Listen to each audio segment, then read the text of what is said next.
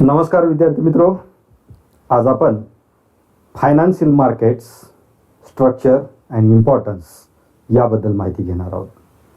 यापूर्वीच्या लेक्चर सिरीजमध्ये आपण बँकिंग व्यवसायाशी संबंधित अनेक वेगवेगळ्या प्रकारच्या संकल्पना, विविध प्रकारचे प्रश्न, त्याचबरोबर reserve bank of India, monetary policy, RBI ॲक्टमधील काही महत्त्वाच्या तरतुदी यांचा अभ्यास केलेला असून आता आपण वित्तीय बाजारपेठेविषयी माहिती घेणार आहोत.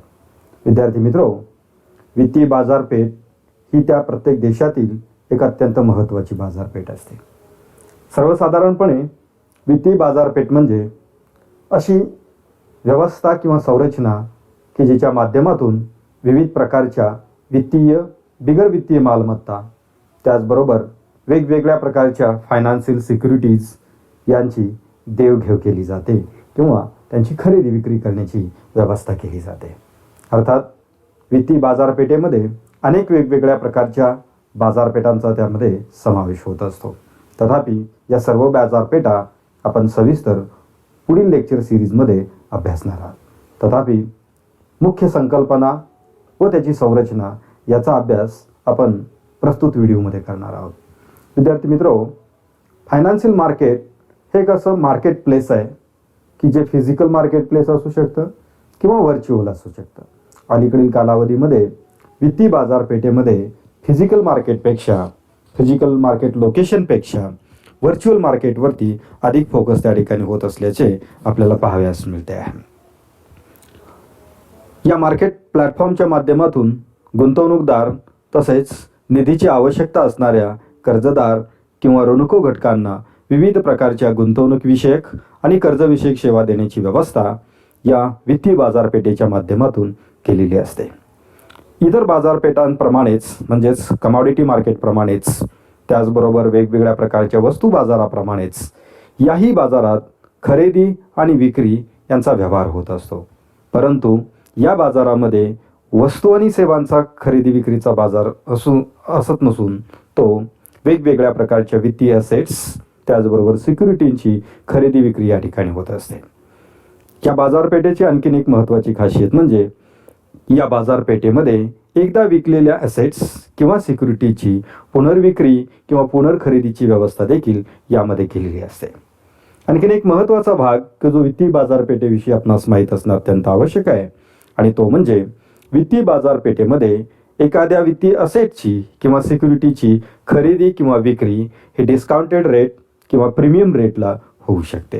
डिस्काउंटेड रेट म्हणजेच त्याच्यावरती छापलेल्या दर्शनी किमतीपेक्षा कमी किमतीला त्याची खरेदी आणि विक्री पूर्ण होणे म्हणजेच sale and purchase at discounted rate असं त्या ठिकाणी म्हटलं जातं. काही वेळेस अशा मालमत्ता किंवा वेगवेगळ्या प्रकारच्या वित्तीय सिक्युरिटीज यांची विक्री प्रीमियम रेटला त्या ठिकाणी होऊ शकते. म्हणजेच संबंधित सिक्युरिटीजवरती छापलेल्या दर्शनी किमतीपेक्षा अधिक किमतीस जेव्हा या सिक्युरिटीची खरेदी आणि विक्री होते तेव्हा त्यास sale and purchase at premium rate असे म्हटले जाते. त्याचबरोबर या संपूर्ण वित्तीय व्यवस्थेमध्ये अनेक वेगवेगळ्या प्रकारचे मध्यस्थ घटक म्हणजेच इंटरमेडिएटर्स काम करत असतात की ज्यामध्ये ब्रोकर्स, कन्सल्टंट, स्टॉक मार्केट्स, वेगवेगळ्या banking and non banking financial intermediaries याच्यामध्ये काम करत असतात. सर्वसाधारणपणे वित्तीय बाजारपेठेमध्ये अनेक वेगवेगळ्या प्रकारचे रेग्युलेटर्स किंवा नियंत्रक अधिसत्ता असल्याचे आपल्याला पाहायला मिळते. भारतीय वित्तीय बाजारपेठेच्या बाबतीत जर आपण पाहिलं तर securities and exchange board of India म्हणजे सेबी, त्याचबरोबर reserve bank of India, insurance regulatory and development authority अशा अनेक वेगवेगळ्या प्रकारच्या रेग्युलेटरी अथॉरिटी त्या संबंधित वित्तीय बाजारातील वेगवेगळ्या सेगमेंटवरती नियंत्रण ठेवण्याचं, त्याचबरोबर त्यांच्या प्रगतीसाठी विशिष्ट अरेंजमेंट करण्याचे कार्य देखील करत असतात. यावरून आपणास सर्वसाधारणपणे वित्तीय बाजारपेठ म्हणजे काय हे आपणास लक्षात आलेले असेल. या व्यवस्थेमध्ये अनेक वेगवेगळ्या प्रकारचे घटक कार्यरत असतात. तथापि आपण या व्हिडिओच्या माध्यमातून फायनान्शियल मार्केटची एक सिंपल संरचना नेमकी कशी असते की याचा आपण या ठिकाणी अभ्यास करणार आहोत. प्रत्येक देशाच्या अर्थव्यवस्थेमधील वित्तीय बाजारपेठेत समाविष्ट असणारे बाजार, त्याचे उपबाजार, त्याचबरोबर त्याच्यामधल्या इंटरमेडियरीज आणि रेग्युलेटरी अथॉरिटीज ह्या वेगवेगळ्या त्या ठिकाणी असू शकतात. यामध्ये आपण पहिल्या सेक्शनमध्ये यामध्ये वेगवेगळ्या प्रकारचे मार्केट्स आपण दाखवलेले आहेत की ज्यामध्ये प्रामुख्याने 4 महत्त्वाचे वित्तीय बाजार याच्यामध्ये मेन्शन केलेले आहेत की ज्यामध्ये एक money market, second capital market, third forex market आणि चौथा त्याच्यामध्ये डेरिव्हेटिव्ह मार्केट. विद्यार्थी मित्रो, मनी मार्केट म्हणजेच 1 वर्ष किंवा त्यापेक्षा कमी मुदतीच्या निधीच्या देवाणघेवाणीची किंवा खरेदी विक्रीची व्यवस्था म्हणजेच मनी मार्केट किंवा त्यास आपण नाणे बाजार असं आपण म्हणतो.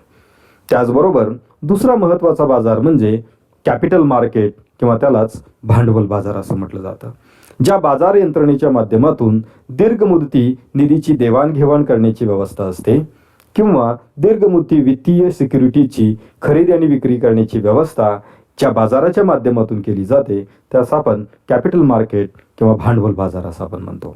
त्याचबरोबर तिसरा एक महत्त्वाचा बाजार म्हणजेच फॉरेक्स मार्केट. फॉरेक्स म्हणजेच फॉरेन एक्सचेंज मार्केट ही एक अशी बाजार व्यवस्था असते की ज्या बाजार व्यवस्थेच्या किंवा यंत्रणेच्या माध्यमातून वेगवेगळ्या देशातील चलनांची देवाणघेवाण किंवा अदलाबदल करून देण्याची व्यवस्था या यंत्रणेच्या माध्यमातून केली जाते आणि म्हणूनच याला फॉरेन एक्सचेंज म्हणजेच परकीय चलनाचे एक्सचेंज घडवून आणण्याची यंत्रणा असे आपण त्यासाठी म्हणू शकतो की ज्यास आपण फॉरेक्स मार्केट हा शॉर्ट फॉर्म यूज करत असतो. त्याचबरोबर भारतीय अर्थव्यवस्थेमध्येच नव्हे तर जगातील अनेक वेगवेगळ्या विकसनशील अर्थव्यवस्थांच्या मध्ये प्रामुख्याने नव्याने विकसित होत असणारा बाजार म्हणजेच डेरिव्हेटिव्ह मार्केट. डेरिव्हेटिव्ह म्हणजेच असे एक व्युत्पन्न सिक्युरिटी किंवा दस्तऐवज की ज्यामध्ये मूळ वस्तूच्या किमतीचा समावेश त्याच्यामध्ये असतो. डेरिव्हेटिव्ह म्हणजेच असे एक इन्स्ट्रुमेंट की जे इतर स्थानिक मालमत्तेच्या आधारे तयार झालेलं हे एक फायनान्शियल इन्स्ट्रुमेंट आहे की उदाहरणार्थ गोडाऊनमध्ये असणाऱ्या शेतमालाची पावती म्हणजेच गोडाऊनमध्ये असणाऱ्या शेतमालाच्या आधारे निर्माण झालेली रिसीट ही डेरिव्हेटिव्ह म्हणून त्या ठिकाणी कन्सिडर करता येते. अशा अनेक वेगवेगळ्या प्रकारच्या डेरिव्हेटिव्ह्ज की ज्याची देवाणघेवाण किंवा त्याचा तारण बाजार या बाजारपेठेमध्ये चालत असतो की ज्यामध्ये वेगवेगळ्या प्रकारच्या कमॉडिटी मार्केट, त्यामध्ये गोल्ड असेल, सिल्वर असेल किंवा क्रूड ऑइल असेल, अशा अनेक वेगवेगळ्या प्रकारच्या वस्तू आणि त्या संबंधीच्या डेरिव्हेटिव्ह्ज यांची खरेदी विक्री किंवा देवाणघेवाणीची व्यवस्था या बाजारामध्ये होत असते. तर हे 4 महत्त्वाचे बाजार असून की ज्यामध्ये मनी मार्केट, कॅपिटल मार्केट, त्याचबरोबर foreign exchange market and derivative market या मार्केटचा समावेश होतो. त्यानंतर आपण आता वित्तीय बाजारपेठेमध्ये समाविष्ट असणाऱ्या अनेक वेगवेगळ्या प्रकारच्या फायनान्शियल इंटरमेडियरीज किंवा ज्यांना आपण वित्तीय मध्यस्थ असं आपण म्हणू शकतो अशा अनेक वेगवेगळ्या प्रकारच्या संस्थांमधील काही महत्त्वाच्या संस्था यामध्ये आपण विचारात घेतलेल्या आहेत की ज्यामध्ये प्रामुख्याने सर्व प्रकारच्या बँक्स की ज्यामध्ये खाजगी क्षेत्रातील बँका, राष्ट्रीयकृत बँका म्हणजेच भारत सरकारच्या मालकीच्या असणाऱ्या बँका, त्याचबरोबर सहकार क्षेत्रामध्ये कार्य करत असणाऱ्या बँक्स की ज्या शेड्युल्ड बँक्स असतील, नॉन शेड्युल्ड बँक्स असतील, अशा अनेक वेगवेगळ्या प्रकारच्या बँक्स आपल्याकडे निधीची गुंतवणूक करणं, त्याचबरोबर आपणास हवा असणारा निधी या वित्तीय बाजारपेठेच्या माध्यमातून उभा करण्यासाठी एक महत्त्वाची मध्यस्थ संस्था म्हणून त्या ठिकाणी कार्य करत असतात. त्याचबरोबर सर्वसामान्य गुंतवणूकदारांना वेगवेगळ्या प्रकारच्या रोख्यांच्या मध्ये गुंतवणूक करण्यासाठी एक महत्त्वाची सेवा देणाऱ्या म्युच्युअल फंड संस्था की जी गुंतवणुकीचं कार्य करत असतात अशा म्युच्युअल फंड संस्थाही या बाजारामध्ये महत्त्वाची भूमिका पार पाडत असतात. त्याचबरोबर वेगवेगळ्या प्रकारच्या इन्शुरन्स कंपनीज की ज्यामध्ये प्रामुख्याने life insurance companies, general insurance companies, खाजगी क्षेत्रातील इन्शुरन्स कंपन्या व सार्वजनिक क्षेत्रातील इन्शुरन्स कंपन्या, अशा वेगवेगळ्या प्रकारच्या इन्शुरन्स कंपन्या जनतेकडून निधी संकलित करून तो या वेगवेगळ्या प्रकारच्या बाजारातील वेगवेगळ्या रोख्यांच्या मध्ये गुंतवणूक करण्याचं कार्य करत असताना आपणास पाहावयास मिळतात. त्याचबरोबर व्हेंचर कॅपिटल फंड्स म्हणजेच नाविन्यपूर्ण उद्योजकास किंवा अशा प्रकारचा अधिक धोका असणाऱ्या उद्योग संस्थांच्या मध्ये गुंतवणूक करण्याचं कार्य करत असणाऱ्या संस्थांना व्हेंचर कॅपिटल फंड्स असं आपण त्या ठिकाणी म्हणतो. याही संस्था या वित्तीय बाजारपेठेमध्ये महत्त्वाची मध्यस्थाची भूमिका पार पाडत असतात. या व्यतिरिक्त मध्यम व दीर्घमुदती गुंतवणुकीचं काम करणाऱ्या किंवा दीर्घमुदती कर्ज पुरवठ्याचं काम करणाऱ्या विविध प्रकारच्या विकास बँका जसे की national housing bank, NABARD, export and import bank of India अशा अनेक वेगवेगळ्या प्रकारच्या विकास बँका या वित्तीय बाजारपेठेमध्ये महत्त्वाची मध्यस्थाची भूमिका पार पाडत असतात. या व्यतिरिक्त खाजगी क्षेत्रातील वेगवेगळ्या प्रकारच्या गुंतवणूक कंपन्या की ज्या सर्वसामान्य जनतेकडून गुंतवणुकीच्या हेतूने निधी संकलित करून की त्याची गुंतवणूक money market, capital market, forex market व इतर वेगवेगळ्या प्रकारच्या गुंतवणुकी करण्याचे कार्य करत असतात की ज्यांना आपण इन्व्हेस्टमेंट कंपनीज असे म्हणू शकतो. यामध्ये इन्शुरन्स कंपन्यांच्या बरोबरच वेगवेगळ्या प्रकारच्या म्युच्युअल फंड संस्था व डेसिग्नेटेड इन्व्हेस्टमेंट कंपनीचा देखील यामध्ये समावेश होतो. त्यानंतर तिसरा आणि अत्यंत महत्त्वाचा भाग म्हणजे वित्तीय बाजारपेठेचे नियंत्रण करण्यासाठी भारतीय अर्थव्यवस्थेमध्ये अनेक वेगवेगळ्या प्रकारच्या रेग्युलेटरी अथॉरिटीज की त्या ठिकाणी कार्य करत असताना आपल्याला पाहायला मिळतात की ज्यामध्ये पहिली आणि अत्यंत महत्त्वाची संस्था म्हणजे securities and exchange board of India की ज्याला आपण भारतीय रोखे व विनिमय मंडळ असं आपण म्हणतो, सेबी असा त्याचा उल्लेख आपण करत असतो की जी भारतीय भांडवल बाजाराची नियंत्रक व विकासक संस्था म्हणून कार्य करते. त्याचबरोबर रिझर्व्ह बँक ऑफ इंडिया ही भारतातील नाणे बाजार म्हणजेच मनी मार्केट, त्याचबरोबर फॉरेन एक्सचेंज मार्केट या दोन्ही बाजाराचं नियंत्रण करण्याचं कार्य रिझर्व्ह बँक ऑफ इंडिया करत असते. त्याचबरोबर MCX म्हणजेच मल्टी कमॉडिटी एक्सचेंज की जे पूर्वी एक स्वतंत्र संस्था म्हणून त्या ठिकाणी कार्यरत होती, मात्र मल्टी कमॉडिटी एक्सचेंज ही संस्था नॅशनल स्टॉक एक्सचेंजमध्ये आता मर्ज झालेली असल्यामुळं MCX NSE असा त्याचा उल्लेख आपण त्या ठिकाणी करत असतो. ही संस्था डेरिव्हेटिव्ह मार्केट व कमॉडिटी मार्केटमधील महत्त्वाच्या आर्थिक उलाढालीवरती नियंत्रण ठेवणं व त्याच्या विकासासाठी कार्य करत असते. त्याचबरोबर foreign direct investment promotion board हे भारत सरकारच्या वित्त मंत्रालयातील एक अत्यंत महत्त्वाचं बोर्ड असून की ज्याचा संबंध थेट विदेशी गुंतवणूक, त्याचबरोबर फॉरेन इन्स्टिट्यूशनल इन्व्हेस्टमेंट अशा अनेक वेगवेगळ्या प्रकारच्या ज्या विदेशी गुंतवणुकी भारतीय अर्थव्यवस्थेमधील वेगवेगळ्या क्षेत्रामध्ये होत असतात की त्याच्यावरती नियंत्रण ठेवण्याचं काम foreign direct investment promotion board हे करत असते. त्याचबरोबर all India mutual fund association of India ही त्या ठिकाणी एक अत्यंत महत्त्वाची संस्था आहे की जिचा उल्लेख MP असा त्या ठिकाणी केला जातो. या देशातील म्युच्युअल फंड संस्थांच्यावरती नियंत्रण ठेवणं व त्यांच्या विकासासाठी महत्त्वाचं योगदान या संस्थेच्या माध्यमातून दिलं जातं. त्या व्यतिरिक्त या देशातील लाईफ इन्शुरन्स कंपनीज व जनरल इन्शुरन्स कंपनीज यांचं नियंत्रण आणि विकास घडवून आणण्यासाठी इन्शुरन्स रेग्युलेटरी डेव्हलपमेंट अथॉरिटी म्हणजेच IRDA ही एक महत्त्वाची संस्था ही या रेग्युलेटरी अथॉरिटीमध्ये समाविष्ट असल्याचे आपल्याला दिसून येते. या व्यतिरिक्त अनेक वेगवेगळ्या प्रकारच्या मध्यस्थ संस्था या वित्तीय बाजारपेठेमध्ये कार्य करत असतात.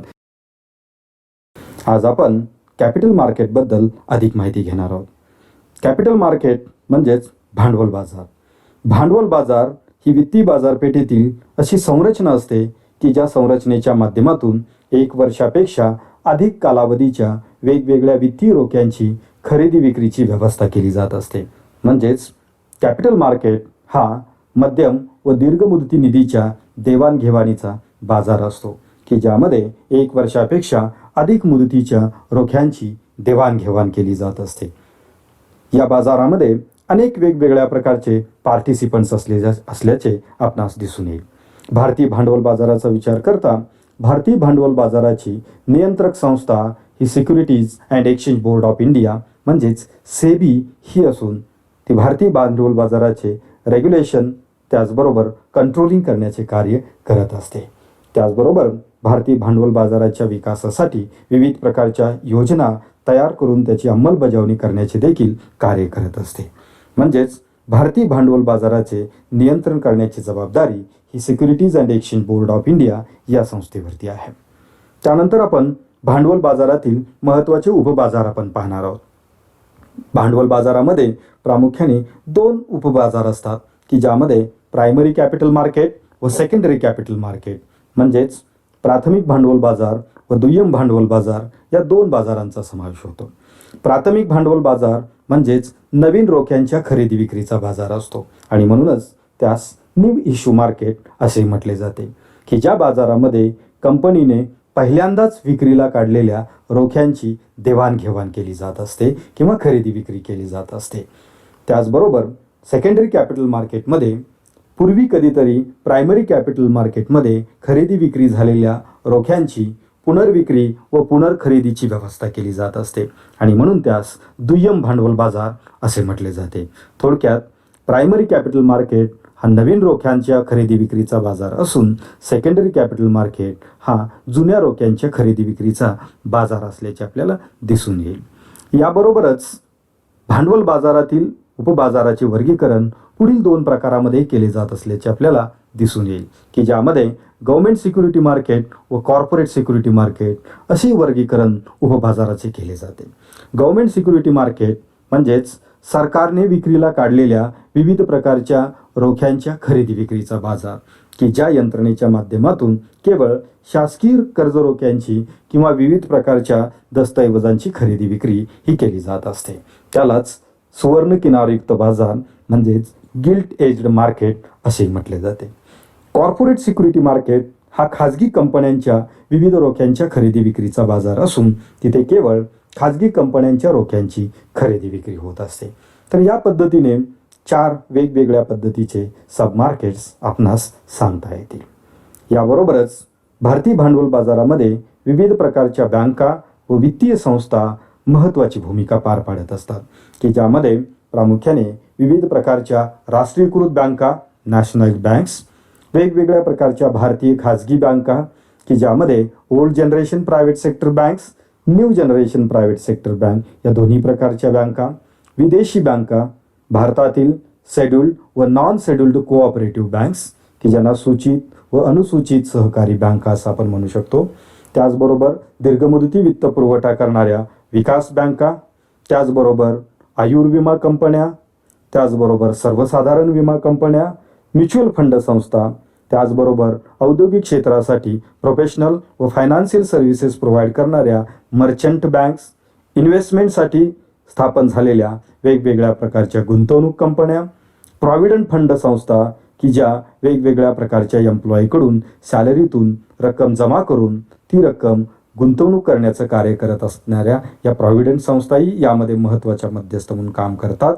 त्याचबरोबर साहसी प्रकल्पांसाठी व्हेंचर कॅपिटल सप्लाय करणाऱ्या व्हेंचर कॅपिटल फंड संस्था यांचाही समावेश की याच्यामध्ये करता येतो.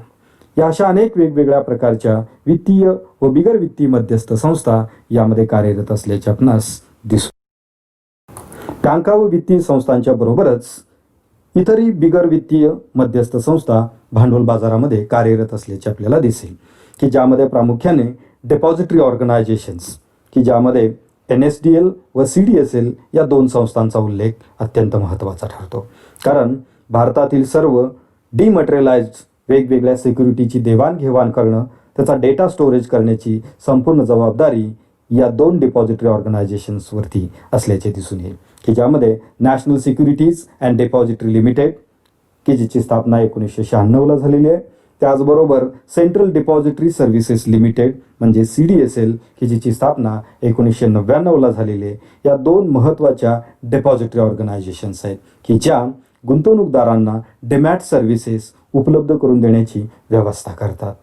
त्याचबरोबर डिपॉझिटरी पार्टिसिपंट्स म्हणजेच DP या अशा खाजगी किंवा बँकांनी पुरस्कृत केलेल्या वेगवेगळ्या संस्था की ज्या NSDL व CDSLच्या वेगवेगळ्या तांत्रिक सेवा गुंतवणूकदारांच्यापर्यंत उपलब्ध करून देण्याची व्यवस्था करतात. म्हणजेच आपणास डिमॅट अकाउंट ओपन करावयाचे असल्यास आपण NSDL किंवा CDSL कडून थेट डिमॅट अकाउंट ओपन न करता आपण डिपॉझिटरी पार्टिसिपंटच्या माध्यमातून आपणास हवे असणारे डिमॅट अकाउंट ओपन करत असतो की ज्यास डिपॉझिटरी पार्टिसिपंट्स ऑर्गनायझेशन असे म्हटले जाते.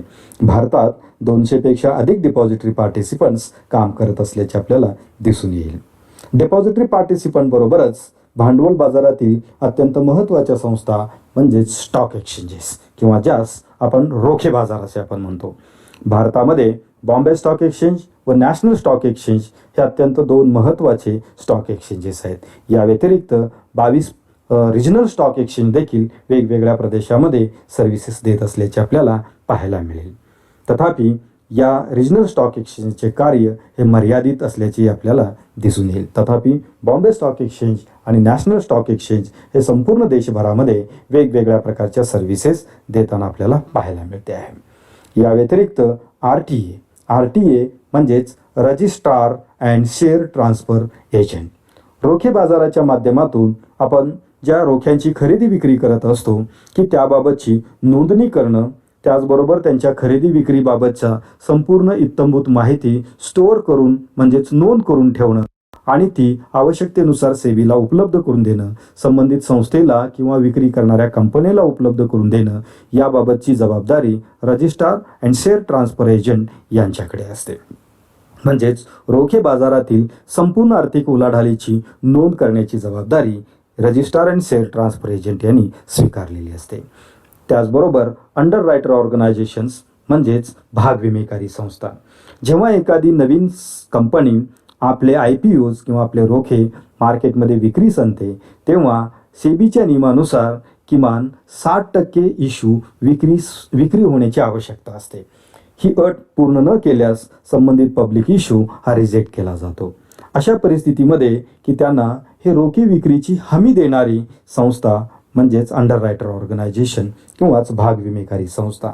काही विशिष्ट परिस्थितीत एखादी कंपनी जेव्हा अपेक्षेप्रमाणे पब्लिक इश्यू सबस्क्राईब करून घेऊ शकत नाही, अशा परिस्थितीमध्ये मिनिमम विक्रीची अट पूर्ण करण्याची जबाबदारी या अंडररायटर ऑर्गनायझेशन स्वीकारत असतात. अंडररायटिंगचे काम करण्याची जबाबदारी भारतातील अनेक वेगवेगळ्या बँका व वित्तीय संस्था त्याचबरोबर कॉर्पोरेट ऑर्गनायझेशन पार पाडत असल्याचे आपल्याला दिसून येईल. त्याचबरोबर क्रेडिट रेटिंग एजन्सीज की ज्यास आपण पतदर्जा संस्था असे आपण म्हणतो. पतदर्जा संस्था म्हणजे कंपनीचं संपूर्ण पोर्टफोलिओचा अभ्यास करून त्यांनी विक्रीस काढलेल्या रोख्याचा दर्जा ठरवून देण्याचं काम या संस्था करत असतात. म्हणजेच एखाद्या विशिष्ट कंपनीने शेअरची विक्री काढलेली असल्यास त्यामध्ये असणारा धोका, भविष्यातील परताव्याचा दर व त्या कंपनीचा सक्सेसचा रेशो किंवा त्याविषयीच्या अपेक्षा अशा अनेक वेगवेगळ्या गोष्टींचा अभ्यास करून की त्याला दर्जा निश्चित करून दिला जातो की ज्याच्या आधारे गुंतवणूकदारांना त्यामध्ये असणारा धोका व त्यामधील परताव्याच्या दराबाबतचे अंदाज बांधता येणं शक्य होतं. त्याचबरोबर प्रायमरी डीलर्स किंवा PD. प्रायमरी डीलर्स म्हणजे अशा ऑर्गनायझेशन्स की ज्या शासकीय कर्जरोख्यांच्या खरेदी विक्रीची व्यवस्था करत असतात. प्रत्यक्षात पाहता बँक ऑफ इंडियाकडून शासकीय कर्जरोख्यांची खरेदी विक्री होत असताना त्यासाठीची सिस्टम अरेंजमेंट प्रोव्हाइड करण्याचं काम प्रायमरी डीलर्स ऑर्गनायझेशन करत असतात. या संस्था यामध्ये अत्यंत महत्त्वाची भूमिका पार पाडतात. या व्यतिरिक्त ब्रोकर्स म्हणजे स्टॉक एक्सचेंजेसमध्ये सर्वसामान्य गुंतवणूकदारांना विविध प्रकारच्या कन्सल्टन्सी सर्व्हिसेस त्याबरोबरच खरेदी विक्रीसाठीची व्यवस्था करून देण्याची जबाबदारी या ब्रोकर्सवरती असते. ब्रोकरमध्ये अनेक वेगवेगळ्या प्रकारचे प्रकार हे असल्याचे आपल्याला दिसून येतील की ज्यामध्ये जॉबर्स, ब्रोकर्स, डीलर्स असे अनेक वेगळे तारणीवाला, मंदीवाला, तेजीवाला असे वेगवेगळ्या प्रकारचे ब्रोकरचे प्रकार आपल्याला पाहायला मिळतील. या व्यतिरिक्त कस्टोडियन म्हणजेच हे संपूर्ण डिजिटल ट्रान्झॅक्शन्स किंवा वेगवेगळ्या प्रकारच्या रोख्यांची कस्टडीची जबाबदारी पार पाडणाऱ्या या कस्टोडियन ऑर्गनायझेशन असतात. या व्यतिरिक्त फॉरेन इन्स्टिट्यूशनल इन्व्हेस्टर्स म्हणजेच परदेशातील अशा गुंतवणूकदार संस्था की ज्या सेबीनी मान्यता दिलेल्या असून की त्या भारतीय भांडवल बाजारामध्ये गुंतवणूक करण्याचे कार्य करत असतात की ज्यास आपण फॉरेन इन्स्टिट्यूशनल इन्व्हेस्टर्स असं आपण म्हणतो. अशा अनेक वेगवेगळ्या प्रकारच्या पार्टिसिपंट्स किंवा मध्यस्थ संस्था भांडवल बाजारामध्ये कार्यरत असल्याचे आपल्याला दिसून येईल. त्यानंतर आता आपण प्रायमरी कॅपिटल मार्केटमधील वेगवेगळ्या प्रकारचे इश्यूज व त्यासंबंधीच्या तरतुदी आपण पाहणार आहोत. विद्यार्थी मित्रो, प्राथमिक भांडवल बाजार हा न्यू इश्यू मार्केट असून म्हणजेच या ठिकाणी नवीन रोख्यांची खरेदी विक्रीची व्यवस्था केलेली असते. परंतु ही विक्री करत असताना 4 वेगवेगळ्या पद्धतीने त्याची विक्री केली जात असते की ज्यामध्ये पहिला महत्त्वाचा प्रकार म्हणजे पब्लिक इश्यू.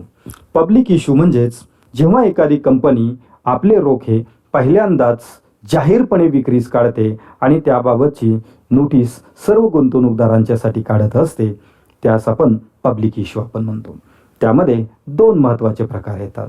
जेव्हा एखादी नवीन कंपनी पहिल्यांदाच आपले रोखे विक्रीस काढते त्यास इनिशियल पब्लिक ऑफर म्हणजेच IPO असे म्हटले जाते.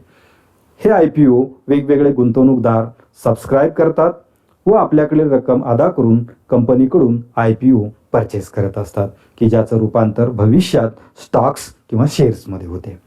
त्याचबरोबर अस्तित्वात असणारी एखादी कंपनी जेव्हा आपल्या औद्योगिक विस्तारासाठी किंवा अधिक भांडवल संकलित करण्यासाठी नवीन IPO इश्यू करते तेव्हा त्यास फॉलो ऑन पब्लिक ऑफर म्हणजेच FPO असे म्हटले जाते.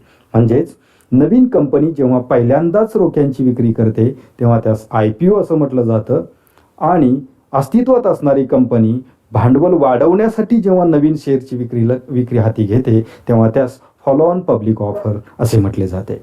त्यानंतर दुसरा प्रकार म्हणजे राईट इश्यू. राईट इश्यू म्हणजेच ॲडिशनल शेअर्स विक्री करण्याची अशी व्यवस्था की ज्यामध्ये विद्यमान भागधारकांना विशिष्ट रक्कम घेऊन की त्यांना अधिकचे शेअर्स अदा केले जात असतात की ज्यास राईट इश्यू असं म्हटलं जातं. म्हणजेच विद्यमान भागधारकांना अधिक शेअर्स देण्याची ही एक प्रक्रिया असते की ज्यामध्ये कंपनी अधिक भांडवल संकलित करण्यासाठी ही पद्धती वापरत असते. त्याचबरोबर तिसरा महत्त्वाचा प्रकार म्हणजे बोनस इश्यू. बोनस इश्यू ही एक भांडवल वाढवण्याची अशी प्रक्रिया किंवा विक्री करण्याची अशी प्रक्रिया असते की ज्यामध्ये वाढीव शेअर्स हे विद्यमान भागधारकांनाच दिले जातात, मात्र ते बोनस स्वरूपात दिले जातात की ज्याची किंमत ही गुंतवणूकदाराकडून वसूल केली जात नाही, मात्र ती किंमत कंपनी स्वतः त्या ठिकाणी आपल्या पूर्वीच्या नफ्यामधून किती रक्कम अदा करत असते. थोडक्यात राईट इश्यूमध्ये वाढीव शेअर्स दिले जातात, मात्र त्याची किंमत गुंतवणूकदारांकडून वसूल केली जाते. मात्र बोनस इश्यूमध्ये वाढीव शेअर्स दिले जातात, मात्र त्याची किंमत गुंतवणूकदारांच्याकडून घेतली जात नाही, म्हणून त्यास बोनस इश्यू असे म्हटले जाते. त्यानंतर चौथा प्रकार म्हणजे प्रायव्हेट प्लेसमेंट. प्रायव्हेट प्लेसमेंटमध्ये दोन वेगवेगळ्या पद्धतीचा त्या ठिकाणी वापर केला जातो की ज्यामध्ये प्रेफरन्स इश्यू आणि दुसरा issue for the qualified institutional investors किंवा पार्टिसिपंट्स की ज्यामध्ये विशिष्ट गुंतवणूकदारांना किंवा गुंतवणूक करू इच्छिणाऱ्या व्यक्तींना अग्रक्रमाने लाभांश देण्याच्या अटीवरती ज्या रोख्यांची शेअरची विक्री केली जाते त्यास आपण प्रेफरन्स शेअर्स असं आपण म्हणतो. तथापि जेव्हा कंपन्यांना बल्कमध्ये फंड्स जनरेट करण्याची आवश्यकता असते तेव्हा सेबीने मान्यता दिलेल्या क्वालिफाईड इन्स्टिट्यूशनल पार्टिसिपंट्स किंवा ज्यास क्वालिफाईड इन्स्टिट्यूशनल इन्व्हेस्टर्स असं म्हटलं जातं की ज्या सेबीनी नामनिर्देशित केलेल्या मोठ्या कंपन्या किंवा गुंतवणूक कंपन्या असतात की ज्यांना बल्कमध्ये रोख्यांची विक्री करून भांडवल संकलित करण्याची प्रक्रिया यामध्ये पार पाडली जाते, ज्यास sale for qualified institutional participants असे म्हटले जाते. तर या चार वेगवेगळ्या पद्धतीने प्राथमिक भांडवल बाजारामध्ये नवीन रोख्यांची विशेषतः खरेदी आणि विक्री ही केली जात असते. सेकंडरी कॅपिटल मार्केट म्हणजे दुय्यम भांडवल बाजारामध्ये हे आर्थिक व्यवहार नेमके कसे होतात की याविषयीची माहिती आपण या फ्लो चार्टच्या माध्यमातून घेणार आहे. आताच आपण प्रायमरी कॅपिटल मार्केटमध्ये जे वेगवेगळ्या प्रकारचे रोखे विक्रीचे व्यवहार केले जातात त्याचे आपण विविध प्रकार त्या ठिकाणी आपण पाहिलेले आहेत की यामध्ये पहिल्या बाबीमध्ये आपल्याला या ठिकाणी मी आवर्जून सांगेन की जेव्हा एखादा गुंतवणूकदार IPO परचेस करतो किंवा त्यास राईट इश्यू प्राप्त होतात किंवा त्यास बोनस इश्यू प्राप्त होतात किंवा तो गुंतवणूकदार स्टॉक मार्केटमधून शेअर्स किंवा रोखे खरेदी करतो, त्याचबरोबर विविध प्रकारच्या सिक्युरिटीज खरेदी करतो, तेव्हा तो आपल्या डीमॅटमध्ये होल्ड करून ठेवतो की ही demat service depository participants NSDL किंवा CDSL द्वारे आपल्याला त्या उपलब्ध करून देत असतात आणि ज्यामध्ये आपण डिमटेरियलाइज्ड फॉर्ममध्ये म्हणजेच डीमॅट फॉर्ममध्ये वेगवेगळ्या प्रकारचे शेअर्स, डिबेंचर्स, बॉन्ड्स व इतर सिक्युरिटीज आपण होल्डिंग करून ठेवत असतो. जेव्हा त्या ठिकाणी एखाद्या गुंतवणूकदारास आपल्याकडे होल्डिंगमध्ये असणारे स्टॉक्स किंवा सिक्युरिटीची विक्री करावयाची असते तेव्हा त्यांना की त्या ठिकाणी वेगवेगळ्या प्रकारच्या आर्थिक व्यवहारासाठी ट्रेडिंग अकाउंटची गरज असते की ट्रेडिंग अकाउंट म्हणजेच डिपॉझिटरी पार्टिसिपंट्स किंवा ब्रोकरनी प्रोव्हाइड केलेली एक अशी व्यवस्था असते की ज्याच्या माध्यमातून आपणास आपल्या होल्डिंगमध्ये असणाऱ्या वेगवेगळ्या प्रकारचे स्टॉक्स आणि सिक्युरिटीची खरेदी विक्री करण्याची व्यवस्था असते की जे trading account Bombay stock exchange, national stock exchange यांच्या माध्यमातून NSDL व CDSLला कनेक्ट असतात. या उदाहरणामध्ये दोन ग्राहक किंवा दोन गुंतवणूकदार आपण या ठिकाणी दाखवलेले आहेत. ए की ज्यांनी डीमॅटमध्ये आपल्या शेअर्स किंवा डिबेंचर्स किंवा बॉन्ड्स होल्डिंग केलेले आहेत आणि बी गुंतवणूकदार की रोखे खरेदी करू इच्छितोय, की यामध्ये जेव्हा ए व्यक्ती आपल्याकडील शेअर्स बी व्यक्तीला विक्री करण्याचं त्या ठिकाणी नियोजन करेल, तेव्हा ट्रेडिंग अकाउंटच्या माध्यमातून, ट्रेडिंग प्लॅटफॉर्मच्या माध्यमातून दोघेही आपल्या डिमांड अँड सप्लायची ऑर्डर प्लेस करतील. जेव्हा एची विक्री किंमत आणि बीची खरेदीची किंमत ही जेव्हा त्या ठिकाणी समान होते, तेव्हा की त्या ठिकाणी खरेदी विक्री व्यवहाराची पूर्तता ॲटोमेटेड प्रोसेसद्वारे, म्हणजे बॉम्बे स्टॉक एक्सचेंजच्या बोल्ट प्रणालीद्वारे किंवा नॅशनल स्टॉक एक्सचेंजच्या नीट प्रणालीद्वारे की त्या ठिकाणी या खरेदी विक्रीची सेटलमेंट होत असते. जेव्हा हा ट्रेड मॅच होतो, तेव्हा त्या संबंधीच्या इन्स्ट्रक्शन्स बॉम्बे स्टॉक एक्सचेंज आणि नॅशनल स्टॉक एक्सचेंजच्या माध्यमातून की त्या NSDL किंवा CDSL पुढे आफ्टर मार्केट आवर्स फॉरवर्ड केल्या जातात.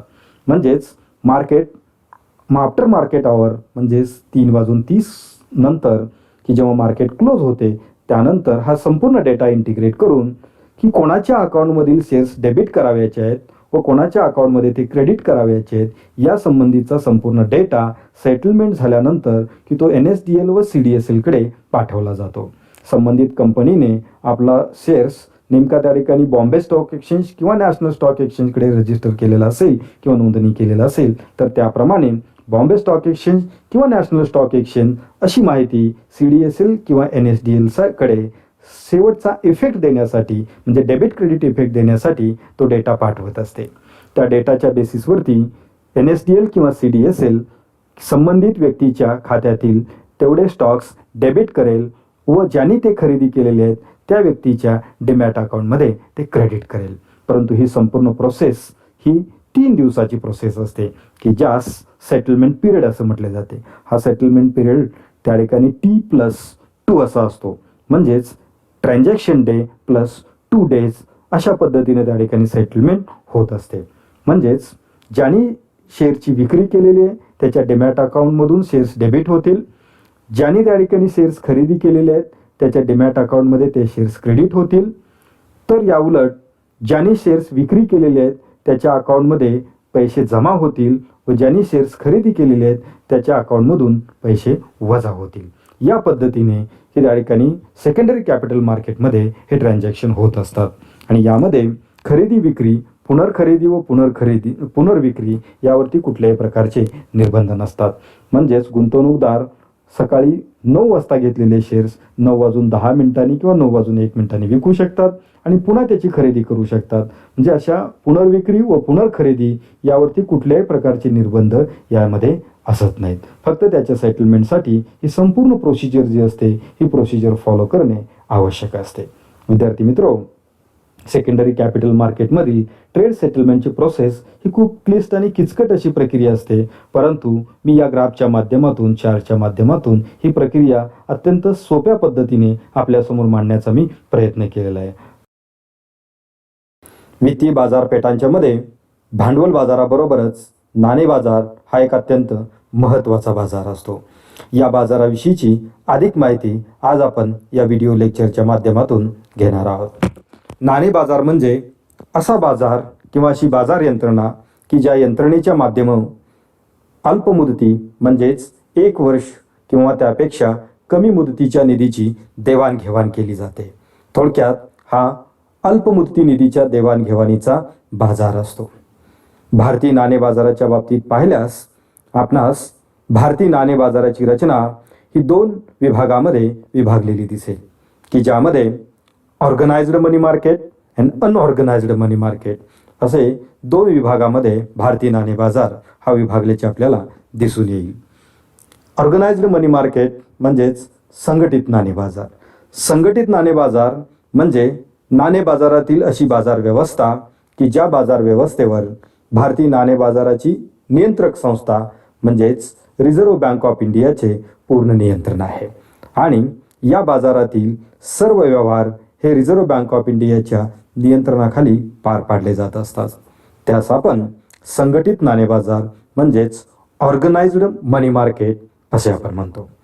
ऑर्गनाइज्ड मनी मार्केटमध्ये प्रामुख्याने राष्ट्रीयकृत बँका, खाजगी बँका, सहकारी बँका, विविध प्रकारच्या insurance companies, mutual fund companies व त्याचबरोबर अल्पमुदती निधीची गुंतवणूक करणाऱ्या विविध प्रकारच्या गुंतवणूक संस्थांचा समावेश असतो, की ज्या संस्था किंवा बँका ह्या भारतीय रिझर्व्ह बँक ऑफ इंडियाच्या नियंत्रणाखाली गुंतवणुकीचे व निर्गुंतवणुकीचे कार्य करत असतात. म्हणजेच ज्या बाजार व्यवस्थेवरती रिझर्व्ह बँक ऑफ इंडियाचे संपूर्ण नियंत्रण आहे, अशा प्रकारचा नाणे बाजार म्हणजेच संघटित नाणे बाजार. त्याबरोबरच भारतीय नाणे बाजारामध्ये अनऑर्गनाइज्ड मनी मार्केटचेही अस्तित्व आपणास दिसून येते, की ज्यास आपण असंघटित नाणे बाजार असे आपण म्हणतो. असंघटित नाणे बाजार म्हणजे असा नाणे बाजार किंवा नाणे बाजारातील अशी यंत्रणा की ज्या यंत्रणेवरती रिझर्व्ह बँक ऑफ इंडियाचे पूर्ण नियंत्रण असल्याचे दिसत नाही. त्याचबरोबर त्यामध्ये होणारे विविध प्रकारचे आर्थिक व्यवहार हे कायदेशीर व नियमबद्ध पद्धतीने होत नसल्याचे दिसून येते. अनऑर्गनाइज्ड मनी मार्केटमध्ये अनेक वेगवेगळ्या प्रकारचे घटक समाविष्ट असल्याचे आपल्याला दिसून येते. यामध्ये प्रामुख्याने मनी लेंडर्स म्हणजेच सावकार, लँडलॉर्ड म्हणजेच जमीनदार, विविध प्रकारचे व्यापारी की जे कर्जांची देवाणघेवाण करतात, त्याचबरोबर विविध प्रकारच्या निधी संस्था किंवा VC, त्याचबरोबर चीट फंड्स आणि सराफ, हे अनेक वेगवेगळ्या प्रकारचे अनऑर्गनाइज्ड मनी मार्केटमधील महत्त्वाचे घटक आहेत. आपणा सर्वांना परिचय आहेच. Money lender, landlords, traders, chit funds, VC, त्याचबरोबर सराफ यांच्याकडून दिल्या घेतल्या जाणाऱ्या कर्ज व्यवहारामध्ये अनेक वेळा अनियमितता असते. त्याचबरोबर अनेक वेळा आर्थिक शोषणाचे प्रकारही आपणास त्यामध्ये दिसून येतात, की ज्या संपूर्ण व्यवहारावरती रिझर्व्ह बँक ऑफ इंडियाचे नियंत्रण असल्याचे आपणास दिसत नाही, आणि म्हणून यास अनऑर्गनाइज्ड मनी मार्केट असे म्हणतात. भारतीय नाणे बाजारामध्ये अद्यापही असंघटित नाणे बाजाराचे अस्तित्व असल्याचे आपणास दिसून येईल. तर विद्यार्थी मित्रो, भारतीय नाणे बाजाराची विभागणी या दोन वेगवेगळ्या बाजारामध्ये त्या ठिकाणी झाल्याचे आपल्याला दिसून येईल. त्यानंतर आपण भारतीय नाणे बाजारामधील वेगवेगळे उपबाजार आणि त्यामधील वेगवेगळे अंतर्गत बाजार याची माहिती घेणार आहोत. भारतीय नाणे बाजारामध्ये प्रामुख्याने डेट मार्केट म्हणजेच अल्पमुदती कर्जांचा बाजार हा एक अत्यंत महत्त्वाचा बाजार असून त्यामध्ये प्रामुख्याने कॉल मनी मार्केट, नोटीस मनी आणि टर्म मनी या तीन वेगवेगळ्या प्रकारच्या व्यवहारांचा समावेश होतो. कॉल मनी म्हणजे जेव्हा कर्ज देणारा आणि कर्ज घेणारा यांच्यामधील कर्जाची देवाणघेवाण ही 1 दिवस इतक्या मुदतीची असते, तेव्हा त्यास कॉल मनी किंवा मागणी देय कर्ज असे म्हटले जाते. त्यानंतर 2 दिवस ते 14 दिवस मुदतीच्या कर्जाची जी देवाणघेवाण केली जाते त्यास आपण नोटीस मनी म्हणजेच अल्प सूचना कर्जे असे म्हटले जाते, की ज्याची मुदत 2 दिवस ते 14 दिवस इतकी असते. त्याबरोबरच 14 दिवसापेक्षा अधिक मुदत असलेली, त्याचबरोबर 1 वर्षापेक्षा कमी मुदत असलेल्या कर्जास टर्म मनी असे म्हटले जाते. भारतीय नाणे बाजारात किंबहुना सर्व प्रकारच्या नाणे बाजारात दिली जाणारी कर्जे ही जास्तीत जास्त 1 वर्ष मुदतीची असल्यामुळे टर्म मनी मार्केटमध्ये 14 दिवसापेक्षा अधिक मुदत असणारे आणि 1 वर्षापेक्षा कमी मुदत असणाऱ्या कर्जांची देवाणघेवाण ही टर्म मनीच्या माध्यमातून केली जात असते. तर या तिन्ही व्यवहारास डेट मार्केटमधील व्यवहार असे म्हटले जाते. त्यानंतर भारतीय मनी मार्केटमध्ये बिल मार्केट्स हे अत्यंत महत्त्वाचे मार्केट्स असून त्यामध्ये प्रामुख्याने ट्रेझरी बिल्स मार्केट म्हणजेच T-बिल मार्केट. ट्रेझरी बिल्स म्हणजेच भारत सरकारला अल्पमुदती कर्जाची व्यवस्था करण्यासाठी रिझर्व्ह बँक ऑफ इंडिया ज्या बिलची विक्री करत असते किंवा सिक्युरिटीची विक्री करत असते त्या सिक्युरिटीज ट्रेझरी बिल्स असे म्हटले जाते. मराठीमध्ये आपण त्यास कोषागार हुंड्या असे आपण म्हणतो, की ज्यांची मुदत ही प्रामुख्याने 91 दिवस, 181 दिवस व 364 दिवस इतकी असते. म्हणजेच भारत सरकारला जेव्हा अल्पमुदती कर्जाची आवश्यकता असते तेव्हा भारत सरकारच्या वतीने रिझर्व्ह बँक ऑफ इंडिया या ट्रेझरी बिलची विक्री करत असते व मुदतपूर्तीनंतर त्याची पुनर्खरेदी ही केली जात असते. त्यानंतर commercial bill market. Commercial bill market म्हणजे व्यापारी हुंड्यांचा बाजार. व्यापारी हुंड्या म्हणजे जेव्हा 2 व्यापारी एकमेकांमध्ये उधारीचे व्यवहार करत असतात त्या अशा व्यवस्थेमध्ये जेव्हा एक व्यापारी दुसऱ्या व्यापाऱ्याला रक्कम अदा करण्याविषयीचा जो लेखी आदेश देतो त्यास आपण कमर्शियल बिल किंवा बिल ऑफ एक्सचेंज म्हणतो, ज्यास व्यापारी हुंडी असे म्हटले जाते. या व्यापारी हुंड्या बँकांच्याकडे वटवून त्याच्यावरती कर्जाची सुविधा देणं, त्याचबरोबर वटवलेल्या हुंड्या RBI कडून पुनर्वटवणूक करण्याचे व्यवसाय चालत असतो, की या व्यवहारास कमर्शियल बिल मार्केटमध्ये अत्यंत महत्त्व आहे, की ज्याच्या माध्यमातून बँकांना कमिशन व एक मोठा व्यवसाय प्राप्त होत असतो. अशा प्रकारे भारतीय नाणे बाजारात ट्रेझरी बिल मार्केट व कमर्शियल बिल मार्केट असे दोन वेगवेगळ्या प्रकारचे बाजार दिसून येतात. त्यानंतर भारतीय नाणे बाजारामध्ये सर्टिफिकेट्स ऑफ डिपॉझिट मार्केट हा एक अत्यंत महत्त्वाचा उपबाजार दिसून येतो, की ज्यास CD मार्केट असे म्हटले जाते. सर्टिफिकेट ऑफ डिपॉझिट म्हणजे रिझर्व्ह बँक ऑफ इंडियानी परवानगी दिलेल्या बँकिंग व वित्तीय संस्था जेव्हा बल्कमध्ये ठेवी गोळा करण्यासाठी म्हणजेच मोठ्या रकमेच्या ठेवी गोळा करण्यासाठी जी प्रमाणपत्रे विक्रीस काढतात त्या प्रमाणपत्रास सर्टिफिकेट ऑफ डिपॉझिट्स असे म्हटले जाते. त्याच्या देवाणघेवाणीचा व त्याच्या तारणावरती कर्ज व्यवहार करण्याचा एक मोठा बाजार या व्यवस्थेमध्ये उपलब्ध असल्याचे आपल्याला दिसून येते, की ज्यास आपण सर्टिफिकेट्स ऑफ डिपॉझिट मार्केट असे आपण म्हणत असतो. त्यानंतर commercial paper market. Commercial paper म्हणजे रिझर्व्ह बँक ऑफ इंडियानी परवानगी दिलेल्या कॉर्पोरेट कंपन्या की ज्यांनी बल्क भांडवल उभे करण्यासाठी जे पतपत्र विक्रीस काढलेले आहे त्यास आपण व्यापारी पतपत्र किंवा कमर्शियल पेपर असे आपण म्हणतो, की ज्याच्या आधारे या खाजगी कंपन्या सार्वजनिक जनतेकडून पब्लिककडून मोठ्या प्रमाणात निधी उभा करत असतात. अशा प्रकारच्या पतपत्रास कमर्शियल पेपर असे म्हटले जाते. त्याच्या देवाणघेवाणीचा बाजार म्हणजेच कमर्शियल पेपर मार्केट. त्यानंतर इंटर कॉर्पोरेट डिपॉझिट मार्केट, की ज्यास ICD मार्केट असेही म्हटले जाते. इंटर कॉर्पोरेट डिपॉझिट मार्केट म्हणजेच एक उद्योग जेव्हा दुसऱ्या उद्योगाकडून डिपॉझिट्स ॲक्सेप्ट करतो तेव्हा त्यास इंटर कॉर्पोरेट डिपॉझिट्स असे म्हटले जाते. म्हणजेच उद्योगांतर्गत एकमेकाच्या निधीच्या गरजा भागवण्यासाठी एक उद्योजक दुसऱ्या उद्योजकाकडून डिपॉझिट्स घेत असतो.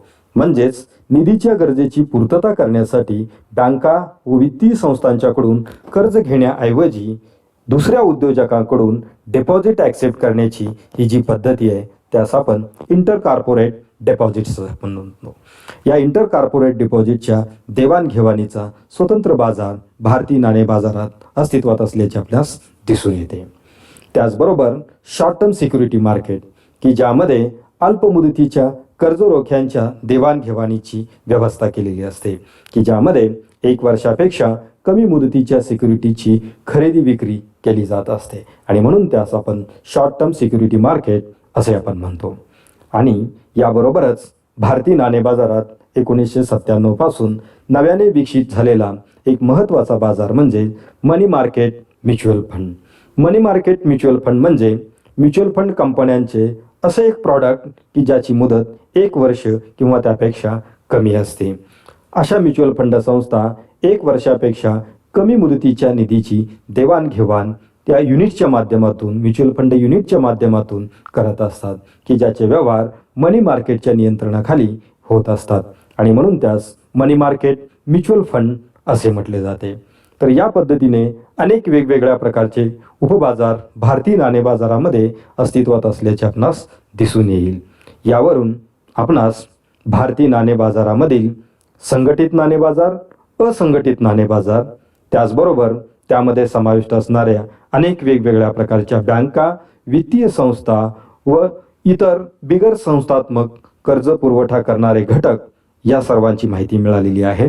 त्याबरोबरच भारतीय नाणे बाजारामध्ये समाविष्ट असणारे debt market, bill market, certificates of deposit market, commercial paper market, inter corporate deposit market, short term security market व मनी मार्केट म्युच्युअल फंड या सर्व उपबाजारांची माहिती आपण यामध्ये घेतलेली आहे. यानंतरच्या पुढील सेशनमध्ये आपण या सर्व उपबाजारामध्ये खरेदी विक्री केल्या जाणाऱ्या विविध प्रकारच्या दस्तऐवजांची तपशीलवार वैशिष्ट्ये आपण पाहणार आहोत. धन्यवाद.